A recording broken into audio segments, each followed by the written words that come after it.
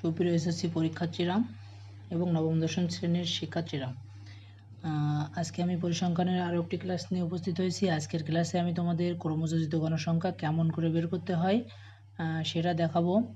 তো গত ক্লাসে আমি তোমাদের গণসংখ্যা নিবেশন যে সারণীটা তৈরি করতে হয় সেটা সুন্দর করে বুঝিয়ে দেওয়ার চেষ্টা করেছি। সেটা বুঝে থাকলে, না বুঝে থাকলে অবশ্যই ক্লাসটি দেখে আসবে এবং এই ক্লাসেও আমি পুনরাবৃত্তি করে সেটা আবার পুনরায় বুঝিয়ে দেবো এবং গণসংখ্যা এবং ক্রমযোজিত গণসংখ্যা কেমন করে বের করতে হয় ঠিক সেটা তোমাদের সুন্দর করে বুঝিয়ে দেবো।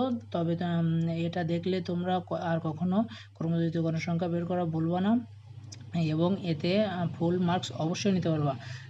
তো আর কথা না বলে ভিডিওটি শুরু করা যাক। ভিডিওটি অবশ্যই শেষ পর্যন্ত দেখবা, তাহলে তোমরা সুন্দর করে পাই টু পাই সব কিছু বুঝতে পারবা। তো এখানে আমাদের প্রথমে ক্রমযোজিত গণসংখ্যা বের করতে হবে। তাহলে আমাদের কি করতে হবে? একটা গণসংখ্যা নিবেশন সারণী তৈরি করতে হবে।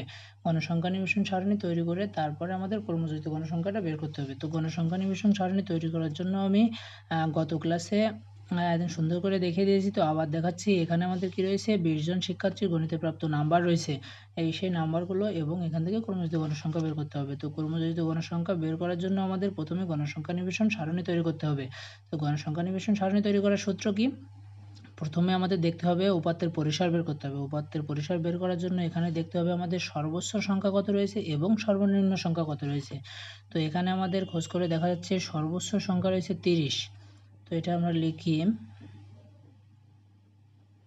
সর্বোচ্চ সংখ্যা সমান সমান 30 এবং সর্বনিম্ন সংখ্যা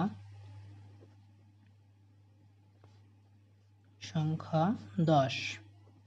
তো এখানে উপাত্তের পরিসর বের করতে হবে। আগের ক্লাসে আমি সুন্দর করে বুঝিয়ে দিয়েছি, ক্লাসটি মিস করলে অবশ্যই দেখে আসবা। এখন উপাত্তের পরিসর আমি সংক্ষিপ্ত লিখে দিচ্ছি, কারণ আগের ক্লাসে আমি সব কিছু সুন্দর করে বিস্তারিত বুঝিয়ে দেওয়ার চেষ্টা করেছি।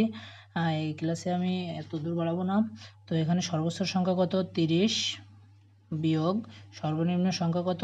10 প্লাস 1। এটাই হলো সূত্র। তো এখানে আমাদের কি করতে হবে? 30 বিয়োগ 10 20 যোগ 1 = 21।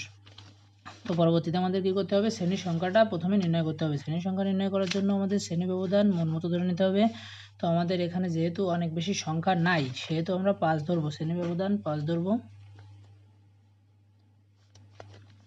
তো এখানে যদি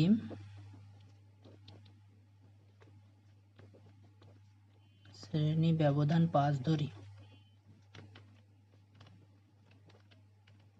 তাহলে শ্রেণী সংখ্যা কত হবে? তাই তো, শ্রেণী সংখ্যা হবে। তাহলে সূত্রটা কি তোমরা অবশ্যই জানো, উপাত্তের পরিসর ভাগ এই 5। তাহলে উপাত্তের পরিসর কত? 21 এবং ভাগ 5 সমান সমান, দেখো এখানে 4 × 5 = 20, 4 পয়েন্ট সামথিং হয়, 4 পয়েন্ট, এখানে 20 21কে 4 দিয়ে ভাগ করলে হয় 4 না, সরি, 21কে 5 দিয়ে ভাগ করলে আসে, এখানে দেখো 21কে 5 দিয়ে ভাগ করলে আসে 4 পয়েন্ট সামথিং, মানে যাই হোক। তো এখানে সামথিং এই জিনিসটা পয়েন্টের উপরে তো ধরা যাবে না। তো পয়েন্টের উপর যদি সামথিং কোনো কিছু আসে, তাই আমরা চোখ বন্ধ করে 1 বেশি ধরবো। তাহলে এখানে 5, তাহলে কয়টা আমাদের কোড কাটতে হবে? মানে শ্রেণীর সংখ্যা আমাদের কত? 5। তো এখন আমাদের প্রত্যেকটা নিয়মে একই, যদি তোমাদের এরকম কোনো বেজোড় সংখ্যা আসে, তো পয়েন্টের উপরে যদি কোনো সংখ্যা আসে, তো এখানে 4 থাকলে 5 হবে, 5 থাকলে 6 হবে, ঠিক এরকম করে এক সংখ্যা বেশি নিতে হবে, তাহলে মিলে যাবে। এখন আমাদের 5টি গণসংখ্যা শ্রেণীর সংখ্যা হয়েছে 5টি, তাহলে এর সাথে 2টা কোড বেশি কাটতে হবে, মানে আমাদের এখন 7টা কোড কাটতে হবে। তো কোডগুলো কেটে আমি আবারও ফিরে আসছি। তো এখানে দেখো আমরা কোড কিন্তু কেটে ফেলেছি 7টা। এখন দেখো এখানে আমাদের শ্রেণীব্যাপ্তির জন্য একটা কোড নিতে হবে, ট্যালি চিহ্নের জন্য একটা কোড নিতে হবে এবং গণসংখ্যার জন্য একটা কোড নিতে হবে। এটা হলো গণসংখ্যা নিবেশন সারণী, এবং ক্রমযোজিত গণসংখ্যার জন্য একটা কোড নিতে হবে। তো এখানে আমি সংখ্যাগুলো লিখে ফেলি। প্রাপ্ত নম্বর,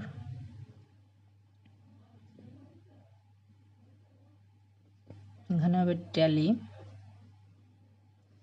এখানে হবে গণসংখ্যা, এবং এখানে হবে ক্রমযোজিত গণসংখ্যা।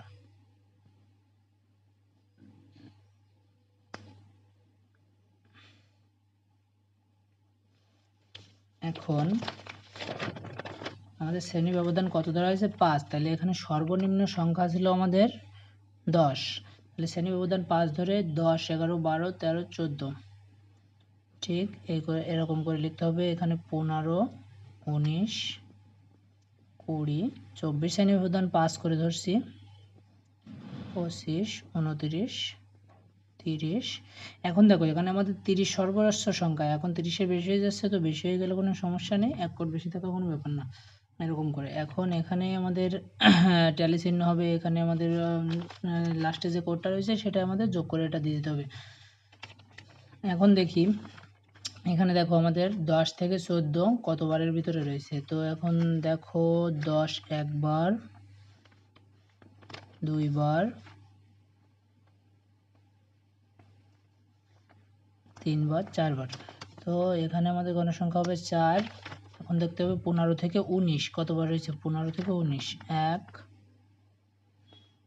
2, 3, 4, 5, 6 বার। 15 থেকে 19 কতবার? 6 বার। এখন 20 থেকে 24 কতবার রয়েছে? 20 একবার, 2 বার, 3 বার, 4 বার, 5 বার, 6 বার। এটাও ওখানে 6 বার। এখন দেখতে হবে 25 থেকে 29 কতবার রয়েছে। তো এখানে 25 একবার, 2 বার, 2 বার, এবং 30 থেকে 34 কতবার রয়েছে। তো এখানে দেখো 30 একবার, 2 বার, আর মনে হচ্ছে নাই, তো 2 বার। এখন দেখো এখানে এটা হিসাব করার পরে আমাদের এখানে যোগ করলে বোঝা যাবে যে আমাদের এটা হয়েছে কিনা। আমাদের শিক্ষার্থীর সংখ্যা ছিল কত? 20 জন। এখন যদি এখানে আমাদের 20 হয় তাহলে বুঝতে হবে আমাদের গণনা ঠিক রয়েছে, কোনো ভুল নাই। তো এখানে আমরা এটা যোগ করে ফেলি। 6 আচ্ছা 10, 10 আচ্ছা 16, 18, 20, 20 জন। তাহলে এটা আমাদের গণসংখ্যা n সমান 20 জন হয়েছে, মানে ওইগুলো আমাদের মিলছে। এখন আমাদের এখানে টালি চিহ্ন দিতে হবে। 1, 2, 3, 4 টালি চিহ্ন দেওয়ার নিয়ম আমি আগের ক্লাসে বলেছি। 4, 1, 5, 6 এরকম করে দিতে হবে। 1, 2, 3, 4, 5, 6, 1, 2, 1, 2 টালি চিহ্ন দিলাম। এইবার আমাদের আসল কাজ, ক্রমযোজিত গণসংখ্যা নির্ণয় করতে হবে। তো ক্রমযোজিত গণসংখ্যা বলতে এই গণসংখ্যাগুলো ধাপে ধাপে যোগ হবে। তো এখানে দেখো ক্রমযোজিত গণসংখ্যা বের করার জন্য প্রথমে আমরা যে গণসংখ্যা রয়েছে 4 নিলাম। এখন এই 4-এর সঙ্গে এই 6-এর যোগ করতে হবে, তাহলে আমাদের ক্রমযোজিত গণসংখ্যা, ক্রমযোজিত মানে পরপর যোগ করে যেটা হবে সেটা হলো ক্রমযোজিত গণসংখ্যা। তাহলে এখন দেখো আমি তোমাদের বোঝার সুবিধার্থে এখানে যোগ করে দিচ্ছি। 4 যোগ 6 ইকুয়াল টু 10। এখন এই 10-এর সঙ্গে এই 6 যোগ করতে হবে, তাহলে 10 যোগ 6 ইকুয়াল টু 16। এখন এই 16-এর সঙ্গে 2 যোগ করতে হবে। 16 যোগ 2 সমান সমান 18, এবং এই 18-এর সঙ্গে আবার এই 2 যোগ করতে হবে। 18 যোগ 2 সমান সমান 20। তো এখানে আমাদের কি বেরোলো? ক্রমযোজিত গণসংখ্যা কিন্তু বের হয়ে গেল। যত বড় অঙ্কই হোক না কেন ঠিক একই নিয়মে গণসংখ্যা এরকম পর পর করে যোগ করে দিলে আমাদের ক্রমযোজিত গণসংখ্যা বের হয়ে যাবে। তো এখানে দেখো 4, 10, 16, 18, 20 এটাই আমাদের ক্রমযোজিত গণসংখ্যা। তো এখানে আমরা অতি সহজে কিন্তু ক্রমযোজিত গণসংখ্যা বের করা শিখে গেছি। তো ঠিক এইভাবে তোমরা ক্রমযোজিত গণসংখ্যা বের করবে, এবং অঙ্কে যেরকমই আসুক না কেন যেখানে দেখবে গণসংখ্যা রয়েছে গণসংখ্যা বরাবর এরকম করে যোগ করে দিলে ক্রমযোজিত গণসংখ্যা বের হয়ে যাবে। আমি তোমাদের বোঝার সুবিধার্থে আরও একটি ছোট করে একটি কোড কেটে বুঝিয়ে দেওয়ার চেষ্টা করছি। তো এখানে দেখো, এখানে মনে করো জনসংখ্যা রয়েছে 10, 11, 9, 5, 10। তো এখানে ক্রমযোজিত গণসংখ্যা কত হবে? এখানে 10-এর সঙ্গে এই 11 যোগ করলে হয় 21, 21-এর সঙ্গে 9 যোগ করলে কত হয়? 30, 30-এর সঙ্গে এই 5 যোগ করতে হবে, তাহলে 35, 35-এর সাথে 10 যোগ করতে হবে 45। ঠিক এরকম একই নিয়মে এটার পরেরটার সাথে যোগ করে দিলে এটা আমাদের ক্রমযোজিত গণসংখ্যা।